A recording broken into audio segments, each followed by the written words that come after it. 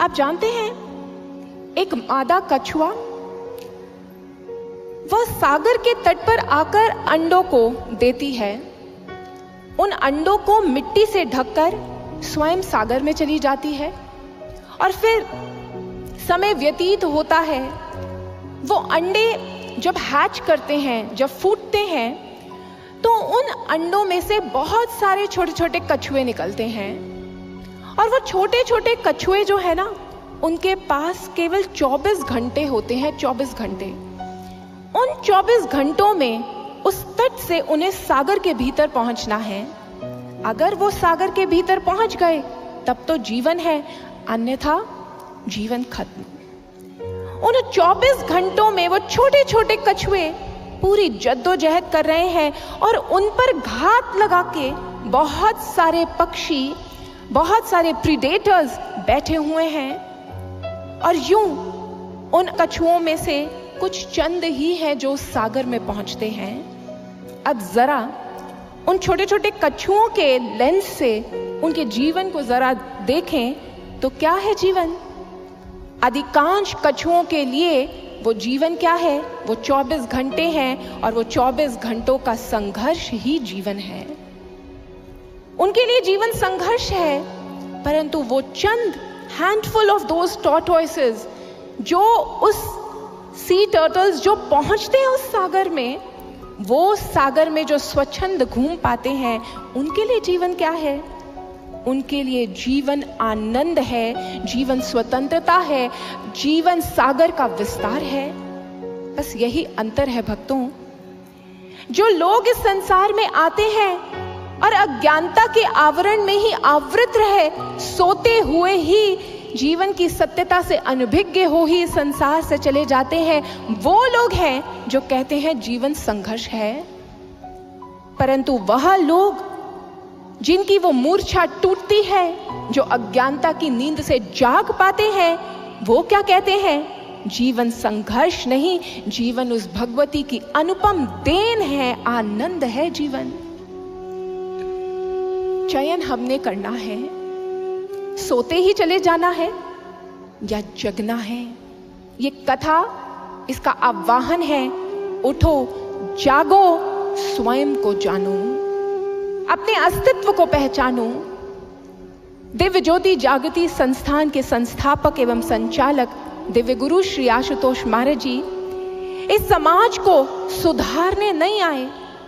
मुझे याद आता है, एक बार महाराज श्री से एक जर्नलिस्ट ने पूछा, महाराज श्री आपकी इतनी बड़ी ऑर्गेनाइजेशन है, इतने सारे युवा सन्यासी हैं, इतने सारे वॉलंटियर्स हैं, आप समाज सुधार के लिए क्या कर रहे हैं? महाराज श्री ने कहा, मैं समाज को सुधारने नहीं आया, मैं समाज को जगाने आया हूं, जगाने आया हूं। क्योंकि जो जाग जाएगा उसे सजाने संवारने की जरूरत नहीं पड़ती। जो जाग जाता है वो खुद ही सज सवर और सुंदर बन जाता है। इसीलिए दिव्य ज्योति जागृति संस्थान की ये कथा आपको जगाने आई है। जीवन को संघर्ष मत मानिए, जागिए और जीवन के वास्तविक मायने को समझ लीजिए।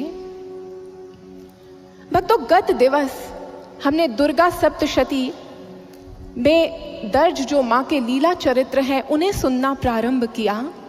आज चलिए दुर्गा सप्तशती की ही गाथा को आगे बढ़ाते हैं।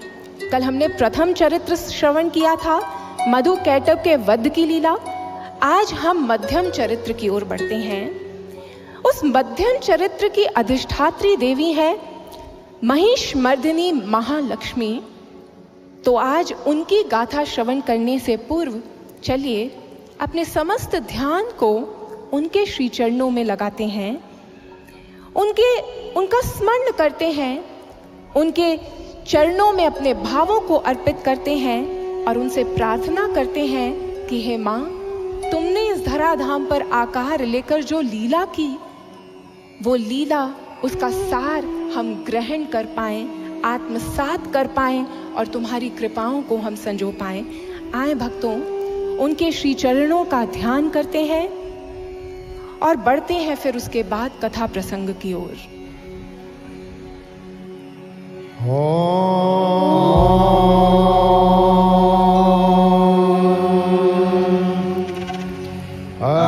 शस्त्रक परशुं गदेषु कुलिशं पद्मं धनुष्कुण्डिकां दण्डं शक्तिमसिं च चर्म जलजं घण्टां सुराभाजनं शूलं पाशसुदर्शने च दधति हस्तैः प्रसन्नाननां सेवे सैरिभमर्दनीमिह महालक्ष्मीं सरोजस्थिताम्।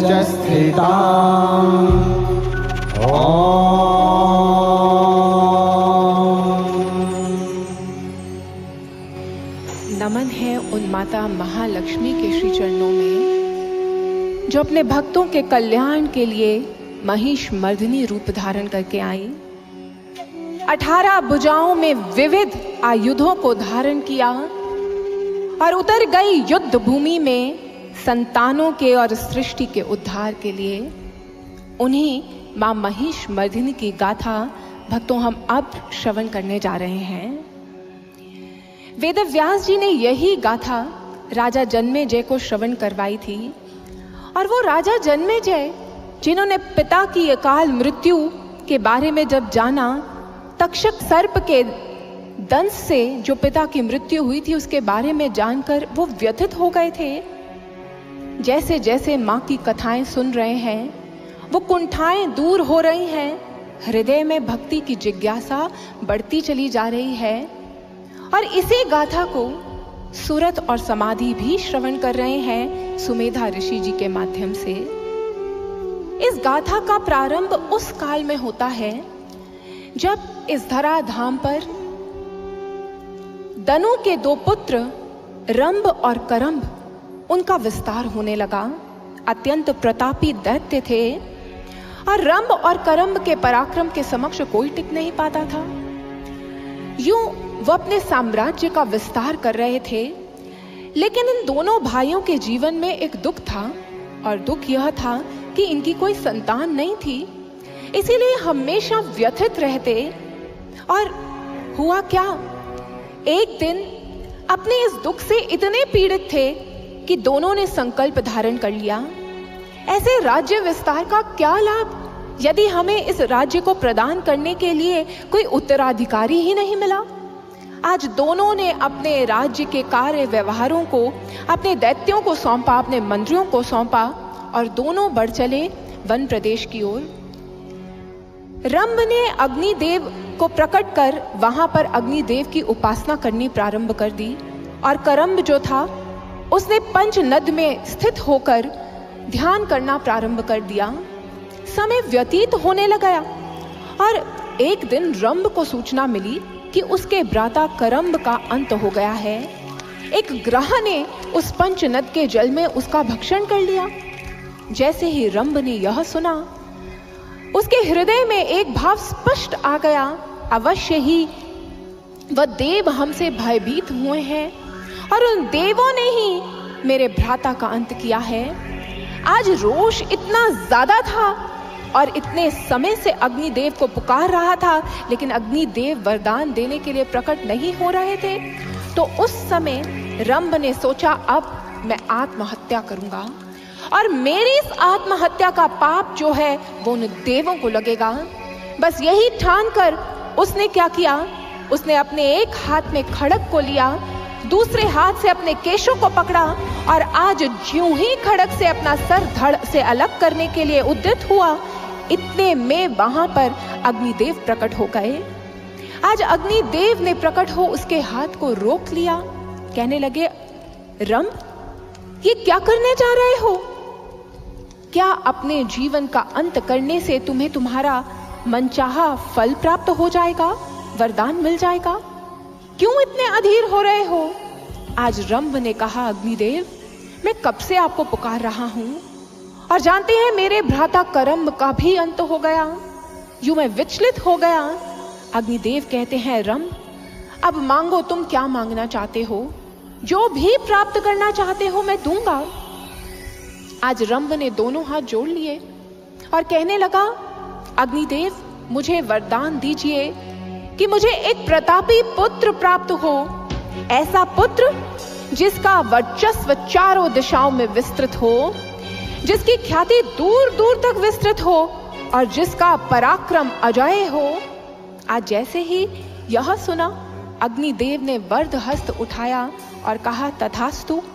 अब यहां से जब तुम प्रस्थान करोगे, जिस भी नारी पर तुम्हारा मन आसक्त होगा, उसी से तुम्हें एक पुत्र की प्राप्ति होगी और वो अत्यंत प्रतापी होगा। यह सुनना था कि रंभ आनंदित हो गया। अग्निदेव वहां से अंतर्धान हुए और इधर रंभ बढ़ चला अपने राज्य की ओर। चलता चला जा रहा है, मार्ग में उसकी दृष्टि एक महिषी पर पड़ी। उस महिषी को देखकर वो कामासक्त हुआ और वरदान के अनुरूप उसका विवाह उस महिषी से हुआ। वह दोनों आनंदमय होकर एक दूसरे के प्रेम में डूबे हुए अपने राज्य में पहुंच गए। समय व्यतीत हुआ और उस महिषी ने गर्भावस्था को धारण किया। भक्तों, लोग समझते हैं कि वह महिषी एक भैंस उसको कहा गया, परंतु नहीं, वह एक राजकुमारी थी, वह एक राज स्त्री थी, उसे महिषी कहा गया। महिषी और रंभ का विवाह हुआ और महिषी ने गर्भावस्था को धारण किया। अब रंभ को प्रतीक्षा है कब वो समय आए जब मैं अपने प्रतापी पुत्र को प्राप्त करूंगा। समय व्यतीत हो रहा है और पुत्र को प्राप्त करने की उसकी व्याकुलता बढ़ती चली जा रही है। तभी अकस्मात एक घटना घटी। उस महिषी पर ही आसक्त एक अन्य देश का जो राजा था, अत्यंत पराक्रमी था, उसने रंभ के राज्य पर आक्रमण कर दिया। आज जैसे ही आक्रमण किया तो अपनी पत्नी की रक्षा के लिए रंभ ने उससे युद्ध ठान लिया। युद्ध में बहुत लंबा चला वो युद्ध, परंतु उस युद्ध में रंभ का अंत हो गया। जैसे ही महिषी को पता चला कि मेरे स्वामी का तो अंत हो गया, महिषी भयभीत हो गई और वह दौड़ती हुई अपने जीवन के रक्षण के लिए यक्षों की शरण में गई। यक्षों ने उसके जीवन का रक्षण तो कर लिया, परंतु महिषी बहुत मायूस है। वह सोचती है, इस जीवन का अब क्या लाभ, मेरे स्वामी तो रहे नहीं। और वह निर्णय कर लेती है कि जब मेरे स्वामी की चिता अग्नि प्रज्वलित होगी तो मैं भी उस अग्नि कुंड में जाकर बैठ जाऊंगी। और हुआ भी ऐसे ही। वो उस अग्नि कुंड में जाकर बैठी, पर क्योंकि रंभ को वरदान मिला था कि उसे एक प्रतापी पुत्र मिलेगा, तो आज जब महिषी जाकर उस अग्नि कुंड में बैठी तो वहां पर एक घटना घटती है। उस अग्नि से एक भीमकाय आकार वाला दैत्य प्रकट होता है। वो कोई साधारण दैत्य नहीं था, वो देखते ही देखते विशाल आकार को धारण कर लेता है और रंभ और महिषी का पुत्र वो महिषासुर कहलाता है। महिषासुर द्रुत गति से अपने राज्य की ओर बढ़ जाता है, राजकाज के कार्यों को समझ लेता है और उसका पराक्रम इतना है कि अब वो भूमंडल पर जो राजा है उनके साथ युद्ध ठानने लगता है।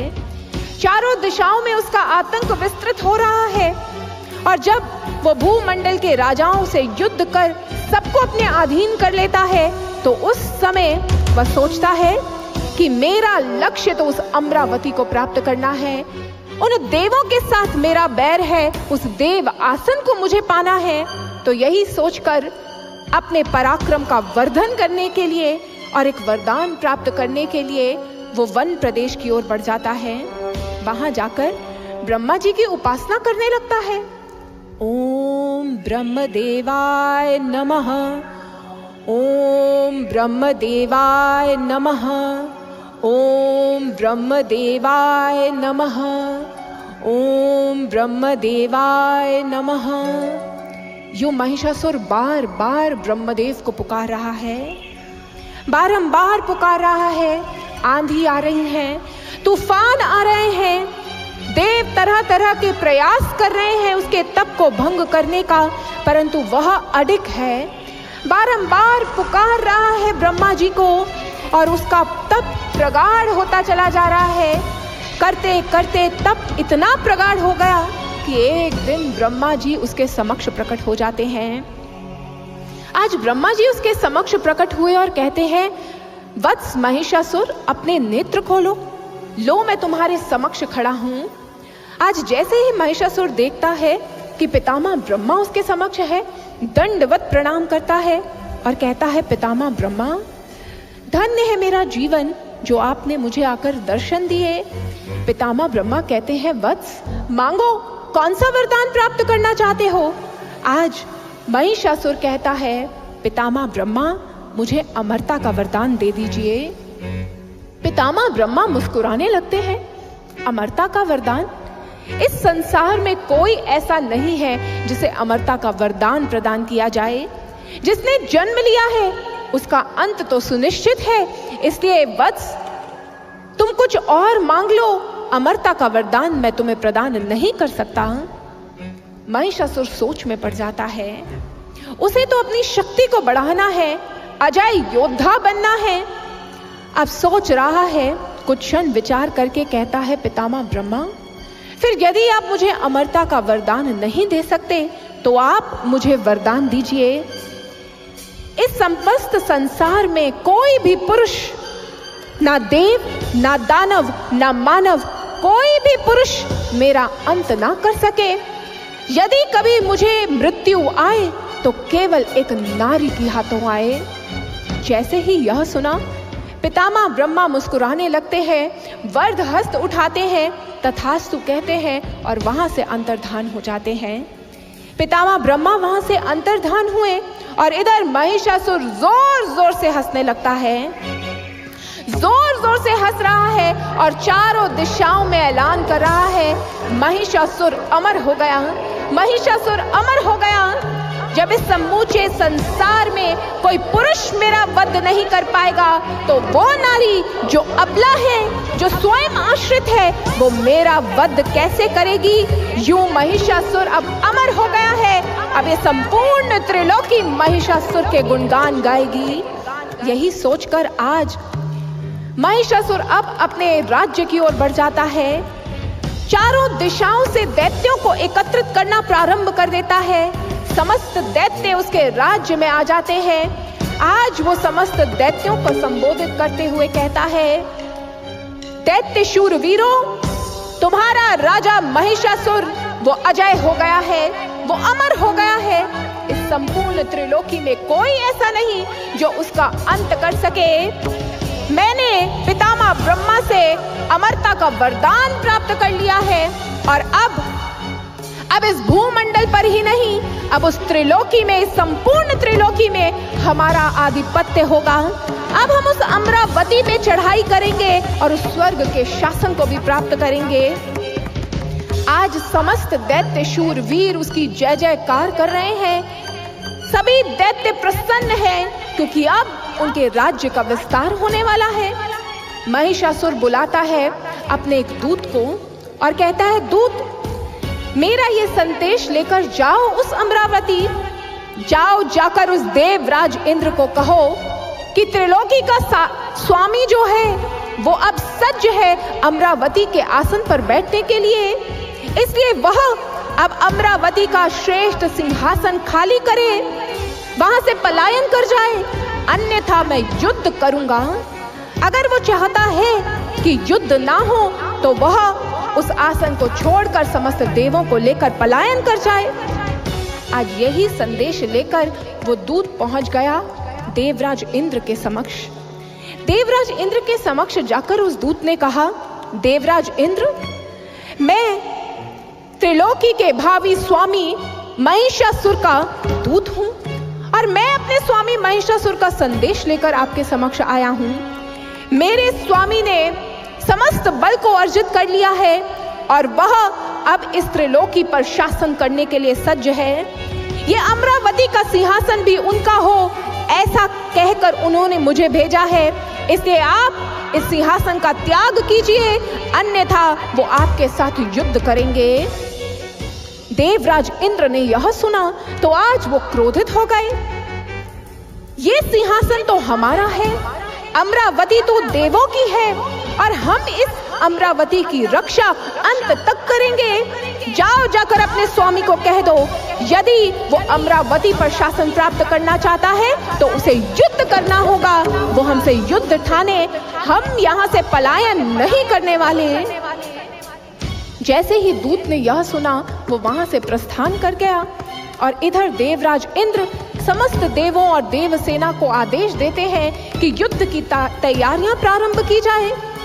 उन्हें तो कह दिया, परंतु देवराज इंद्र जब उन सबको आदेश दे दिया, अकेले बैठे हैं और सोच रहे हैं कि मैंने इन्हें तो प्रोत्साहित कर दिया है, परंतु ये युद्ध आसान नहीं होगा। उसने तो एक ऐसा वरदान प्राप्त कर लिया है, उस वरदान का सामना हम कैसे करेंगे? आज अपनी इसी दुविधा को लेकर अब वह गुरु बृहस्पति जी के पास पहुंच जाते हैं। गुरु बृहस्पति जी के समक्ष जाकर प्रणाम करते हैं और कहते हैं, गुरुदेव, महिषासुर का दूत आया था और उसने हमें युद्ध के लिए ललकारा है। वो बढ़ रहा है इस अमरावती को प्राप्त करने के लिए। मेरे मन में बहुत दुविधा है, आज मुझे क्या करना चाहिए? आप मेरा मार्ग प्रशस्त कीजिए। गुरु बृहस्पति जी जानते थे उसकी ये दुविधा कहां से उठ रही है। वो क्यों पूछ रहा है? क्योंकि वो जानता है कि किसी भी पुरुष के हाथों महिषासुर का अंत संभव नहीं है। लेकिन आज गुरु बृहस्पति जी कहते हैं, भावी में क्या लिखा है ये तो कोई नहीं जानता। इसलिए वत्स इंद्र, जब विपत्ति काल आए तो महापुरुष क्या करते हैं? धैर्य को धारण कर लेते हैं, धीरज को धारण कर लो, और कल क्या होगा इसकी चिंता किए बिना आज को संभाल लो। जय और पराजय इसके बारे में कोई नहीं जानता, कल क्या होने वाला है इसके बारे में कोई नहीं जानता, लेकिन आज तुम्हारे हाथ में है। इसलिए मैं तो यही कहूंगा, आज यदि तुमने युद्ध का चयन किया है तो अपनी समस्त शक्ति के साथ इस युद्ध के लिए तैयार हो जाओ। इस युद्ध में लड़ो, अपनी इस अमरावती की रक्षा करो और भावी को छोड़ दो। उसके बारे में चिंता करना व्यर्थ है। भक्तों, एक गहन संदेश दे रहे हैं आज गुरु बृहस्पति जी। हम सबके जीवन में भी ऐसे असंख्य पल आते हैं जहां पर दुविधा हमें घेर लेती है। क्या करें और क्या ना करें ये प्रश्न खड़ा हो जाता है। कल क्या होगा इसकी चिंता हमें सताती है। ऐसे में क्या करना चाहिए? हम तो चिंतित हो जाते हैं, लेकिन एक बात भूल जाते हैं। कल की जो चिंता करने में फंसे रहते हैं उसमें यह भूल जाते हैं कि जीवन तो हर पल एक संग्राम है, और इस संग्राम में हर समय हमें विविध परिस्थितियों को झेलना होगा। लेकिन जो डर कर बैठ जाते हैं उन्हें ये जीवन कुछ नहीं देता, लेकिन जो लड़ते हैं, जो डटे रहते हैं, एक दिन उनके ही कदमों में जहान होता है। इसलिए थक कर बैठना ये सल्यूशन तो नहीं है। थक कर बैठना सल्यूशन नहीं है। जब ऐसी दुविधा के पल आए तो जो आज बृहस्पति जी बता रहे हैं वही हम सबको भी करना है। उन विकट पलों में भी अपने कर्म की शक्ति का प्रयोग करना है। यही मार्गदर्शन तो अर्जुन का किया था भगवान श्री कृष्ण ने। उन्होंने गीता में क्या कहा? कर्मण्येवाधिकारस्ते मा फलेषु कदाचन। कर्म करना तुम्हारे हाथ में है, फल की चिंता मत करो, फल की चिंता छोड़ दो। भक्तों, जानते हैं इस सारी सृष्टि में केवल एक मानव ही है जिसे कर्म करने की शक्ति प्रदान की है उस भगवती ने। बाकी सारी तो भोग योनियां हैं, लेकिन मानव के पास कर्म करने की शक्ति है, और वो अपनी कर्म की शक्ति से अपने जीवन का सुंदर निर्माण कर सकता है। लेकिन उसके जीवन का सुंदर निर्माण क्यों नहीं हो पाता? क्योंकि वह आधे से ज्यादा समय कर्म करने से पहले वो फल की इच्छा, वो फल के बारे में सोचने लगता है। और जो वो फल के बारे में सोचता है तो फल कैसा होगा, मिलेगा नहीं मिलेगा, इसी दुविधा में उसकी कर्म की आधी शक्ति बह जाती है उसका चिंतन बिखर जाता है और उसका किया हुआ कर्म जो है वो कभी 100% नहीं होता और यूं उसका जीवन भी सुंदर नहीं बन पाता। आप कहेंगे लेकिन कितना कठिन है ना, किसी काम को करने की मोटिवेशन तो रिजल्ट से ही मिलती है।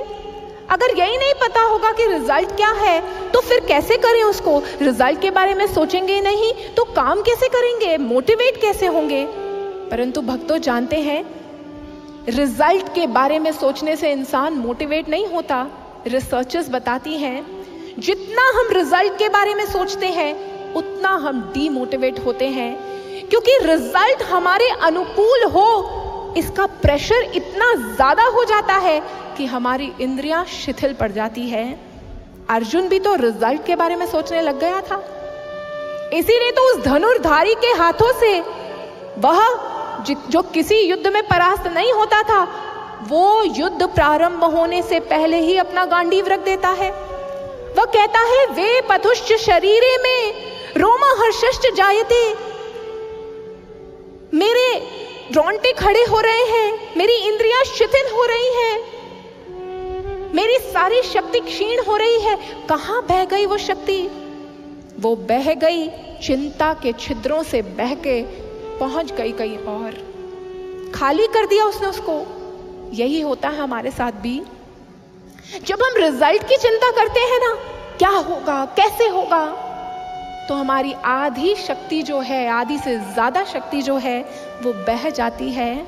और एक बात बताइए, क्या पता है आपको कि कल क्या होगा? क्या चिंता करने से पता चल जाता है कि कल क्या होने वाला है? जब पता ही नहीं है कि कल होने क्या वाला है तो चिंता किस बात की कर रहे हैं? सोचिए जरा, किस बात की चिंता कर रहे हैं? क्या पता अच्छा ही हो जाए, फिर ये क्यों सोचे बुरा ही होगा? जानते हैं आपकी ये जो सोच है ना, ये जो चिंतन है ना, ये कल्प वृक्ष की तरह है। आप जैसा सोचोगे आपकी सोच ही आपका रिजल्ट निर्धारित कर रही होती है। आपका प्रेजेंट, आप आज क्या सोच रहे हो उसके बेसिस पर आपका कल निर्धारित होगा। आप आज कैसा जीवन जी रहे हो ये आपने ही बनाया है अपना जीवन, अपनी उस सोच से। पिछले समय में जो सोचते थे वैसा आज का जीवन है और आज जो सोच रहे हो वैसा कल होगा। तो शक्ति तो आज में है। जय और पराजय तो दिन और रात्रि की तरह है, कभी जय होगी कभी पराजय होगी। चिंता क्या करनी? कर्म की शक्ति को थामिए, कर्म को थाम लिए, आज को पकड़ लीजिए, आज को सवारो, कल अपने आप सवर जाएगा।